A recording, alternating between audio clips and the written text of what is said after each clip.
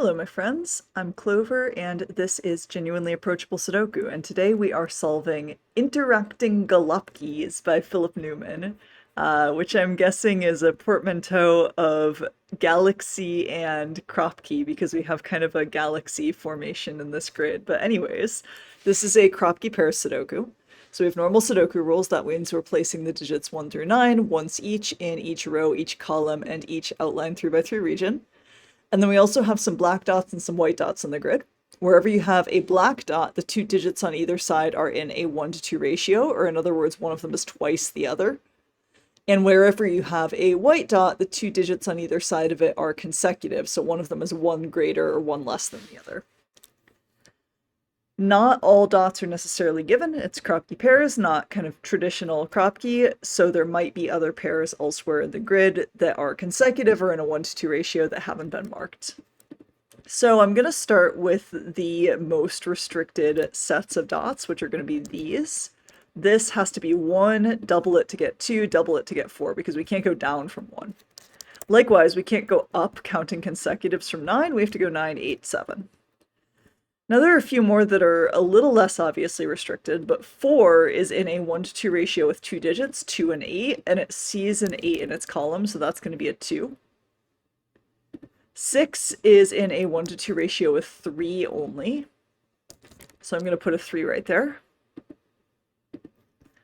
And now these two, the only possible remaining 1-to-2 ratio pairs that don't have a 3 in them are going to be 1 and 2 and 4 and 8. Those are the only ones where we can put those together. So these digits are going to be composed of 1, 2, 4, and 8. So one of them is going to be 1 and 2, one of them will be 4 and 8.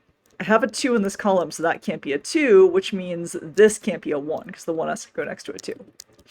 Now this is going to be either 1 or 4, to be either half or double 2, meaning the 8 in the column is there. So there's not an 8 there, which means because we have a 2 forward pair now, that's not a 4. So that's going to be a 4. Now we can work out what this must be, because it can't be 1 and 2, it can't be 2 and 4, it can't be 4 and 8, so it must be 3 and 6. And very similarly over here, we've used 2 and 4 in the region, so this has to be 3, 6. Except over here we get to do something a little interesting. If this was a 3, the digit next to it on the consecutive dot would have to be either 2 or 4. Those are the two digits that are consecutive with 3, but we've already used both of those in the region, so this can't be a 3, it must be a 6. So that's a 5 or a 7, and because we have a 7 in the row, we know it is a 5. So then these are from 1, 7, 8, and 9, and there's a 1 in the row, so that will get eliminated. The 3 resolves this 3 and 6. This can't be an 8 because there is an 8 in the column already, and in fact this is also either 7 or 9. We're not going to end up using this 7-9 pair, I don't think, but just note that we have that in the grid. Okay, now I'm looking at these two 7s and the effect that they have on region 7. So 7 is ruled out of these cells by Sudoku. It obviously can't go there. And it can't go here or here because these are in a consecutive or in a 1-to-2 relationship, and there is no digit in Sudoku that is in a 1-to-2 relationship with 7. So the 7 in this region can only go here. Now these two digits to finish the column have to be 5 and 9, and because there's a 9 right there, that will be my 5, that will be my 9. And the 9 resolves this into a 7, and that becomes a 9. Now these can't contain a 3 or a 6, so they have to be from 1, 2, 4, and 8. And I'm going to leave that on the table for now. We're going to come back to it in a minute. These will be from 1, 5, and 8. That can't be a 1. In fact, that's going to be an 8, so that's a 5. And then I have that 1, 8 pair there. Now if we look in this region, 3 can't be on any of these because it would have to be consecutive with 2 or 4. So it's got to go there. So what are these pairs? So we have the digits 5, 6, 7, 8, and 9 remaining. Both of our consecutive pairs have to have an even digit and an odd digit. You always just go back and forth between odd and even whenever you have two consecutive numbers. So there has to be a 6 on one of these. But the 6, because there's a 6 in row 2, can't be in any of those cells. So it goes right there. So that's going to be 5 or 7. And then there also has to be an 8 on the other one.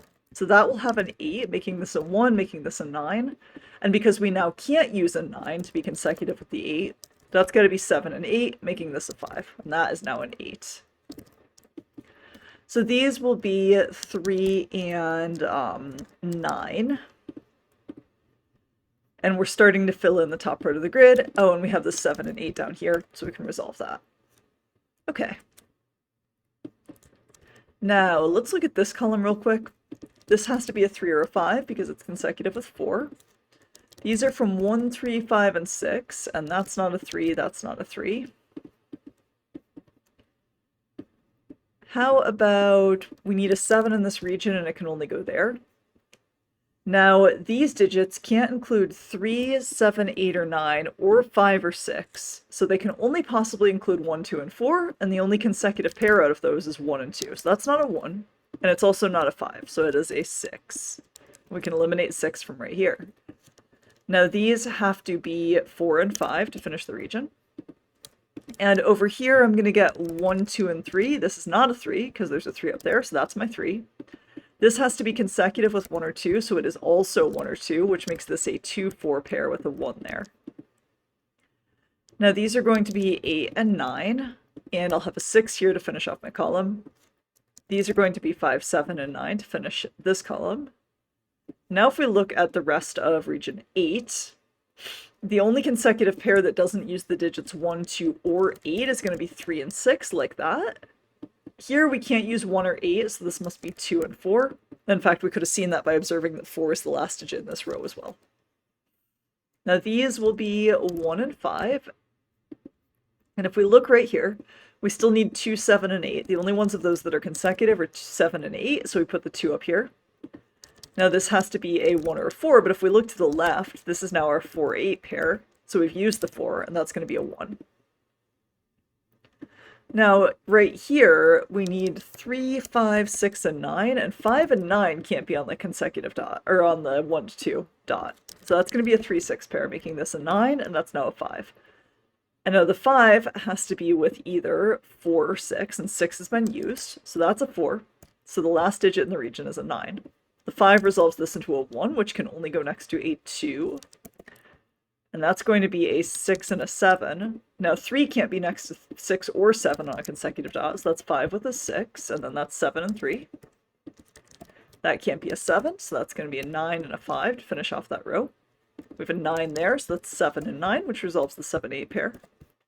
And our last two digits are 8 and 4 by Sudoku. And that is how you solve Philip Newman's Interacting Galopkis. Hope you guys liked that one. The link to check it out yourself is in the description of this video. And I will see you again in a few days.